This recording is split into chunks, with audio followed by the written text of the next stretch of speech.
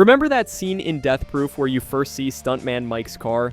That menacing black machine rolling into frame with its skull hood graphic practically screaming danger? Well, that 1971 Chevy Nova, or wait, was it actually a 1970? That's just the beginning of the strange story behind one of cinema's most memorable movie cars. What if I told you that this death machine had a rubber duck on its hood? Or that the production team literally cut a hole through the engine bay just to keep Kurt Russell cool? Today we're counting down 20 weird facts about Stuntman Mike's Nova that'll make you see this iconic muscle car in a whole new light. And trust me, some of these details are stranger than anything Tarantino put in the actual movie. So buckle up, hit that like button if you're a fan of movie cars, and let's dive into the bizarre world of Death Proof's most famous vehicle. Number 20. The year confusion. Mystery. Here's something that'll mess with your head right from the start. Everyone calls it a 1971 Nova SS. The film itself describes it that way. Movie databases list it that way. But here's the thing. It's not actually a 71. Multiple production sources and registration documents show it as a 1970 model that was modified to look like a 71. Some of the surviving cars are actually registered as 1970 Novas. So why the confusion? Well, the production team made specific modifications to blur the lines between model years. They wanted that perfect aggressive look, and apparently that meant creating a Frankenstein's monster of Nova parts from different years. The funny part is that most car enthusiasts watching the film never even noticed. They see that mean black machine and just accept it as a 71 because that's what everyone says it is. But dig into the paperwork, check the VIN numbers on the surviving cars, and you'll find 1970 models masquerading as something they're not. It's like the car itself is lying to you, which when you think about it is pretty appropriate for a vehicle driven by a psychopathic stuntman who uses it as a murder weapon. Even the car's identity is deceptive. Number 19. The Convoy rubber duck connection. Okay, this one's absolutely bizarre. You've got this intimidating death machine with a skull and lightning bolts on the hood, and sitting right there on top of it all is a chrome rubber duck. Yes, seriously. A cute little rubber duck hood ornament on a car designed to kill people. But it's not random, this is Tarantino being Tarantino. That duck is a direct reference to the 1978 trucker film Convoy, where the main character's CB handle is rubber duck. It's such a weird juxtaposition. Here's this vehicle that's supposed to be terrifying, and there's this goofy little duck sitting on the hood like it wandered onto the wrong movie set. The duck survived multiple stunts too. Behind the scenes footage, you can see it bouncing around during chase scenes, somehow staying attached while the car is doing all kinds of insane maneuvers. Production crew members said they had to replace it a few times because it would occasionally fly off during particularly violent stunts, but they always made sure to put a new one back on. It became like a mascot for the car. Some crew members even started calling the Nova the Duck Mobile as a joke, which probably would have made Stuntman Mike absolutely furious if he were real. Number 18. The Bullitt license plate Easter egg. The license plate on Mike's Nova reads JJZ109. Seems random, right? Wrong. This is another one of those details that most viewers miss completely, but it's actually a direct homage to one of cinema's most famous car chase scenes. That plate number is identical to the one on Steve McQueen's 1968 Ford Mustang GT in Bullitt. Tarantino didn't just randomly pick this detail. He's obsessed with classic car cinema. And Bullitt has one of the most iconic chase sequences ever filmed. By giving Stuntman Mike's death machine the same plate number, he's connecting Death Proof to that legacy of automotive mayhem. But here's the weird part, the plate appears and disappears throughout the film depending on which stunt car they were using. Some of the Novas had the plate, some didn't. And in post-production, they had to digitally add it to certain shots to maintain continuity. There's even one scene where eagle-eyed viewers notice the plate changes mid-shot because they spliced together footage from two different cars. It's like the plate itself is playing hide and seek throughout the movie. The prop department made multiple versions of the plate too, including beaten up ones for after crash scenes, though most of those shots ended up getting cut from the final film. Number 17. The 350 small block reality. Everyone assumes a car this menacing must be packing some massive big block engine under the hood, right? Some 454 monster, or at least a 427? Nope. The Death Proof Nova actually ran a 350 cubic inch small block Chevy Nova 8. That's right, the same engine you'd find in countless suburban dads' weekend cruisers. But here's where it gets interesting. The production team heavily modified these engines for stunt work. They needed reliability over raw power. These cars were going to be crashed, rolled, jumped, and generally abused in ways that would destroy most engines. So they built these 350s to be virtually indestructible. They added heavy-duty cooling systems, reinforced internal components, and basically turned these modest engines into stunt-performing workhorses. The sound you hear in the movie? That aggressive growl that makes the Nova sound like it's powered by the souls of the damned? Most of that was added in post-production. The actual cars sounded much more mundane. Stunt drivers said they were actually pretty easy to drive, nothing like the wild beasts the film makes them appear to be. One driver described it as driving your uncle's old Chevy, just with better brakes and a roll cage. Number 16, the automatic transmission. Surprise. Here's something that'll blow muscle car purists' minds. That death-proof killing machine that Stuntman Mike rose through the gears like a racing driver. It had an automatic transmission, specifically a TH350 automatic. No clutch, no stick shift, just a good old-fashioned slush box. Why would they do this to a muscle car?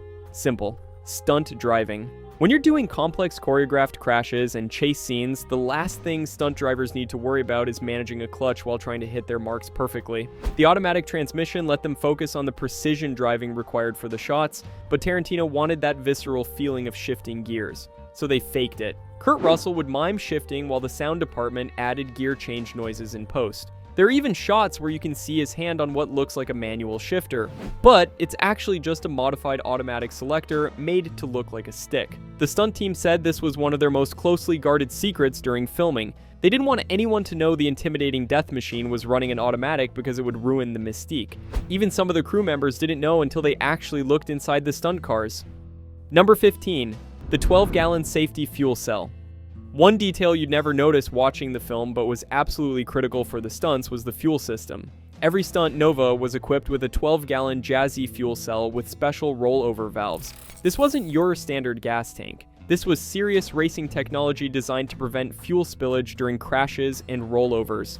The fuel cell was basically a tank within a tank with special foam inside to prevent the fuel from sloshing around during violent maneuvers. The rollover valves would automatically seal if the car flipped, preventing gasoline from spraying everywhere. This might seem like a minor detail, but it's literally what allowed them to do those insane stunts safely. Well, relatively safely. Without these fuel cells, every crash could have turned into a fireball. The cells were mounted in different positions depending on what stunt the car was prepped for. For the cannon roll car, they actually moved the fuel cell to a completely different location to change the car's center of gravity. They needed it to roll in a specific way, and that 12-gallon cell full of gas was heavy enough to affect the car's rotation. Safety coordinators said these fuel cells were non-negotiable. Every stunt car had to have one, no exceptions. Number 14, the air conditioning hole. Hack. There is genuinely one of the weirdest modifications made to any movie car ever.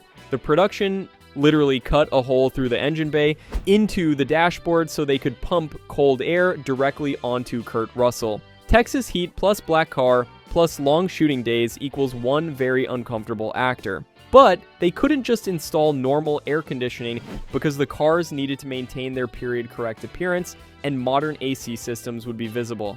So the crew got creative, really creative. They cut this hole through the firewall and rigged up a system where they could connect external cooling units between takes. When cameras rolled, they'd disconnect the hoses, but the cool air would keep flowing for a few minutes. Russell later said this was the only thing that made the car bearable to sit in during the Austin shoots. The temperature inside that black car in the Texas sun could hit 130 degrees.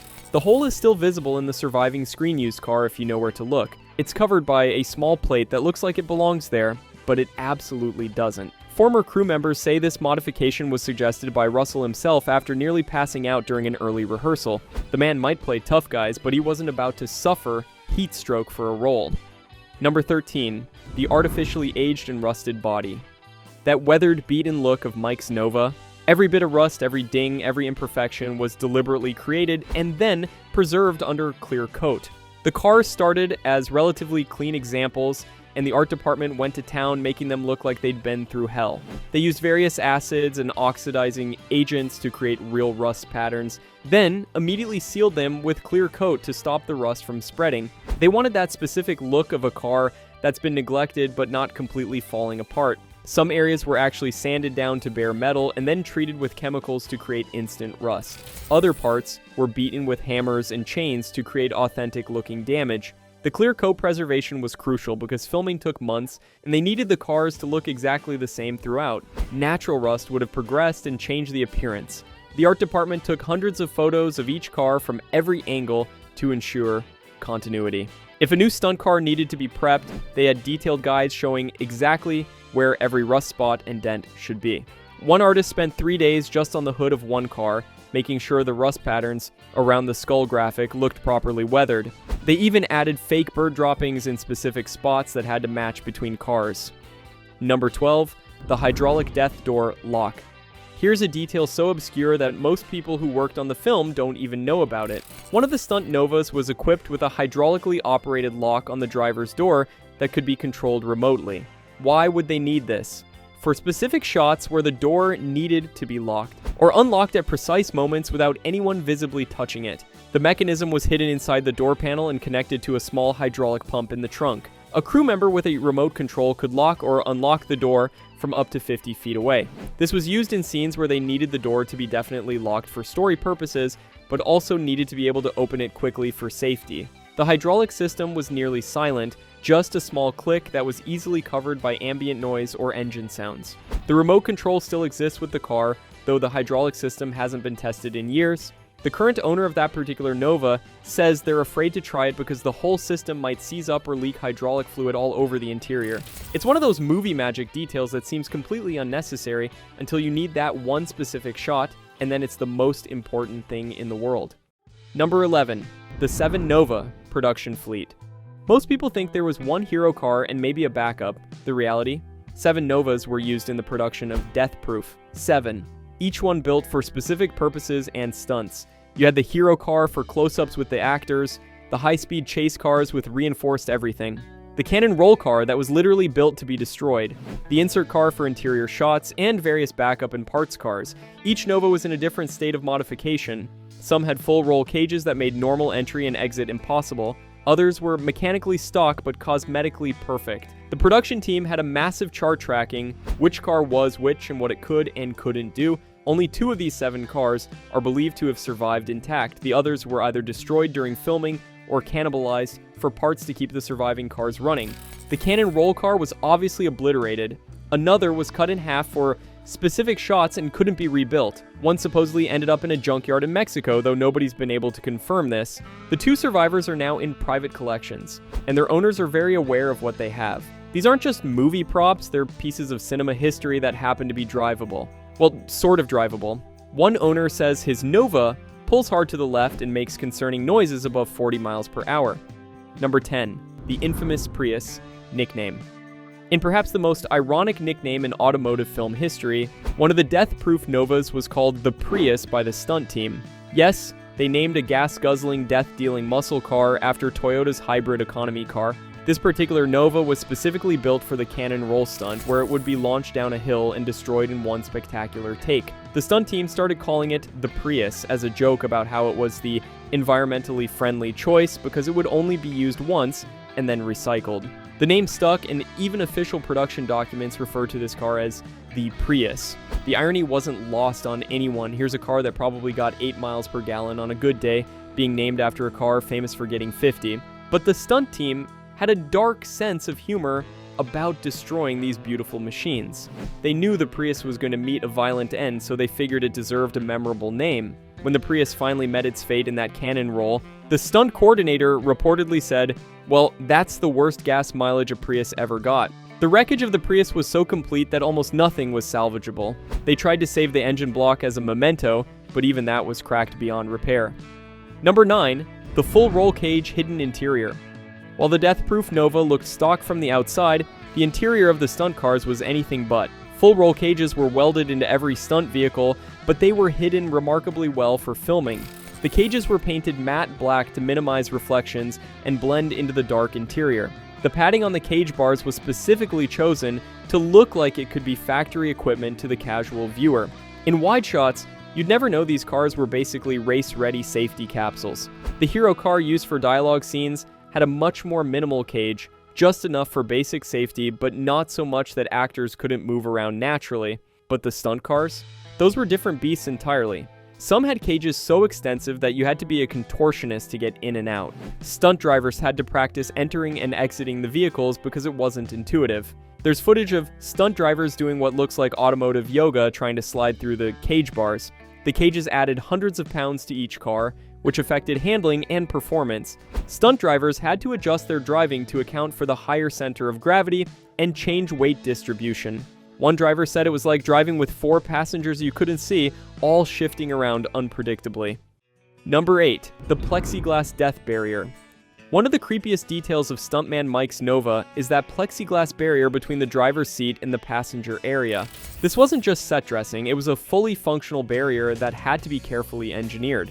The plexiglass had to be thick enough to look substantial but clear enough for filming. It couldn't create unwanted reflections that would ruin shots.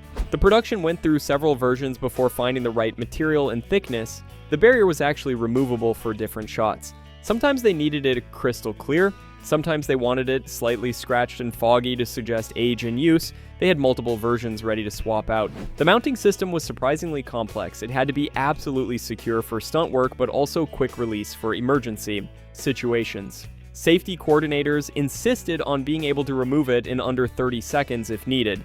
There's a disturbing logic to the barrier that reflects Mike's character perfectly. It's death-proof for him, but it turns the passenger area into a killing chamber.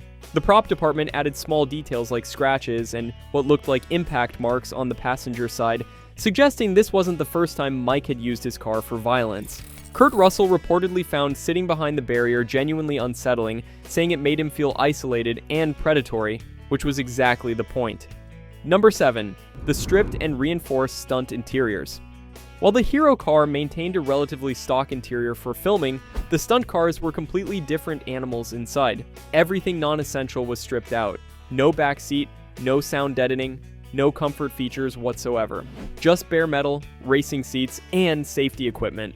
The weight savings from stripping the interiors was significant, nearly 300 pounds in some cases. This made the cars more responsive and easier to control during complex stunts, but it also made them incredibly loud and uncomfortable. Stunt drivers wore helmets not just for safety, but also for hearing protection. The floors were reinforced with additional steel plating. The production was paranoid about something coming through the floor during stunts, especially after seeing what happened to similar cars in crash tests. The racing seats were custom mounted at different heights and angles depending on the driver. Each stunt driver had their preferred setup, and the team would adjust accordingly. It could take hours to reconfigure a car for a different driver. All the glass except the windshield was replaced with safety glass, or Lexan, in the stunt cars. Real glass was too dangerous for the kinds of impacts they were planning. The Lexan looked identical on camera but would flex, instead of shattering. Some stunt cars had additional cameras mounted internally, which meant even more modifications to hide the mounting points and cables while maintaining structural integrity. Number 6. The multiple hood skull graphics. That iconic skull and lightning bolt graphic on the hood, there wasn't just one. The production created dozens of them, each slightly different depending on the car and the scene requirements. Some were painted directly onto the hood, others were vinyl decals that could be quickly replaced if damaged. The hero car had the most detailed version, with subtle shading and weathering effects that looked incredible in close-ups but would be invisible in wide shots. The stunt cars had simplified versions that read better at speed. There were pre-damaged versions for continuity after crash scenes. Some had bullet holes, others had scratches and tears. The art department had to carefully track which version was on which car for which scene. They created what they called skull maps, showing every detail of each graphic, including intentional imperfections that had to match between shots. One artist spent a week just creating the master template for the skull, going through dozens of variations before Tarantino approved the final design. The lightning bolts were particularly tricky because they had to look spontaneous and hand-painted while actually being precisely measured to match between cars. There's even a story about one skull being painted backwards accidentally on a rush job, and nobody noticed until they were reviewing footage. They had to digitally flip it in post-production, and if you know which scene to look for, you can spot where the hood latches are on the wrong side. Number 5. The engine bay. Cooling modifications. Beyond the famous air conditioning hole, the engine bays of these Novas were extensively modified for cooling. Texas heat combined with intense stunt driving meant these engines needed serious help staying cool. The production installed oversized radiators, additional electric fans, and even external cooling systems that could be connected between takes. The cooling systems were so extensive that they actually had to reinforce the front chassis to support the weight. Some cars had 3 separate electric fans just for the radiator, plus additional fans for oil cooling and transmission cooling. During the hottest shooting days, they would pack the engine bays with dry ice between takes. You can actually see vapor coming from under the hood in some scenes, which they tried to hide but occasionally slips through in the final cut. The water pumps were upgraded to high-flow racing units. Stock pumps couldn't keep up with the demand, especially during extended idle scenes where the cars had to sit running for multiple takes. One memorable day, they went through 5 thermostats on a single car. The Texas heat combined with the demands of filming was literally cooking the cooling systems. The crew started carrying spare thermostats like most people carry spare tires. They even experimented with different coolant mixtures, trying to find the perfect blend that would handle the extreme conditions while still looking correct if it leaked on camera. Number 4. The cannon roll destruction engineering.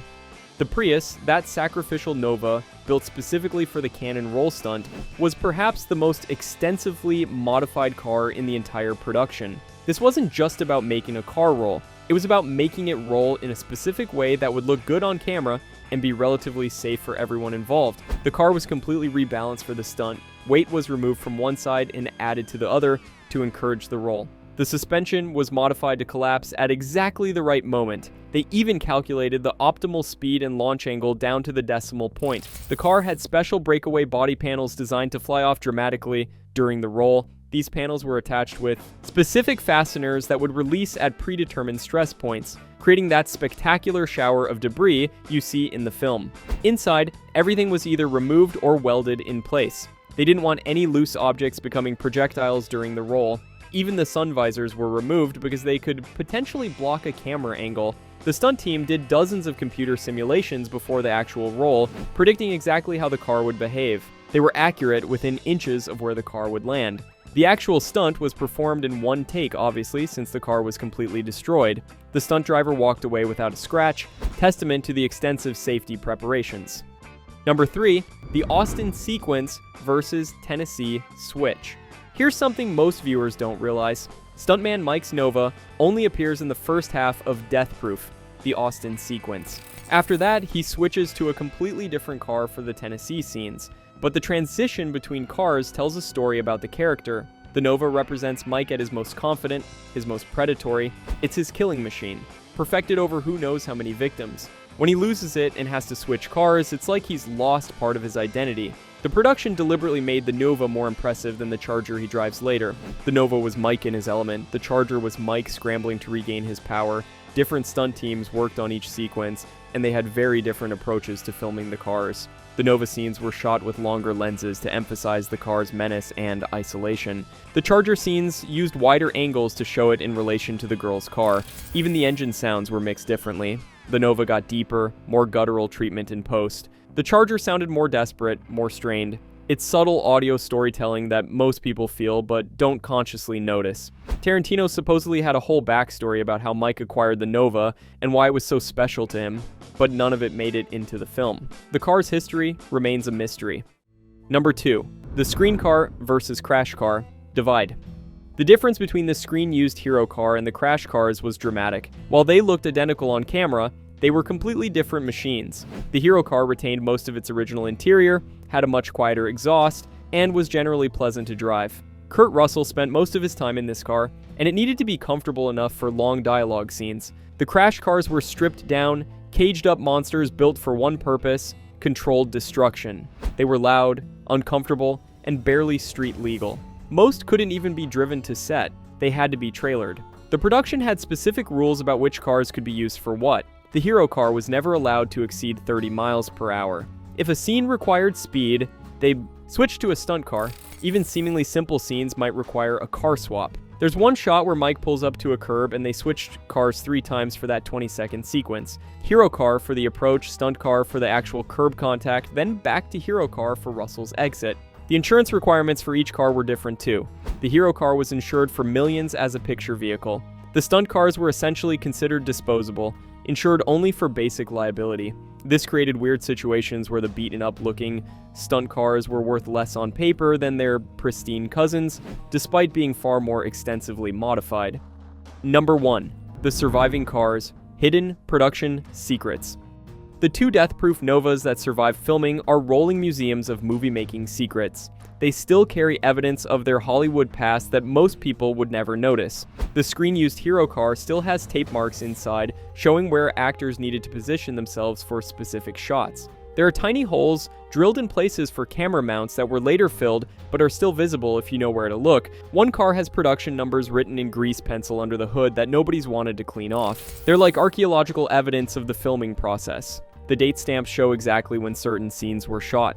There are brackets and mounting points for equipment that was removed, but the brackets remain. Some are for lights, some for cameras, others for safety equipment that was only used once. The cars still have their original production documentation tucked into various hiding spots. Crew members would stash paperwork, call sheets, and notes in the cars, and some of it's still there. One owner found a shooting schedule from August 2006 wedged behind a seat mounting bracket. Perhaps most remarkably, one of the surviving cars still has what crew members called the death switch. This was an emergency fuel cutoff that could be triggered remotely if a stunt went wrong. The switch still works, though nobody's eager to test it extensively. These cars aren't just movie props, they're time capsules from one of the most unique films ever made, carrying secrets and stories in every modified bolt and hidden bracket. And there you have it. That's 20 weird facts about Stuntman Mike's Nova that prove this car was just as much of a character as anyone in Death Proof. From rubber ducks to hydraulic locks, from the Prius to the death switch, this machine was engineering insanity wrapped in matte black menace. Which of these facts surprised you the most? And more importantly, would you want to take a ride in the real Death Proof Nova, knowing everything it's been through? Drop your thoughts in the comments below, and if you enjoyed this deep dive into movie car madness, smash that like button and subscribe for more behind-the-scenes automotive mysteries. Until next time, remember, when someone offers you a ride in a skull-decorated muscle car, maybe just call an Uber instead.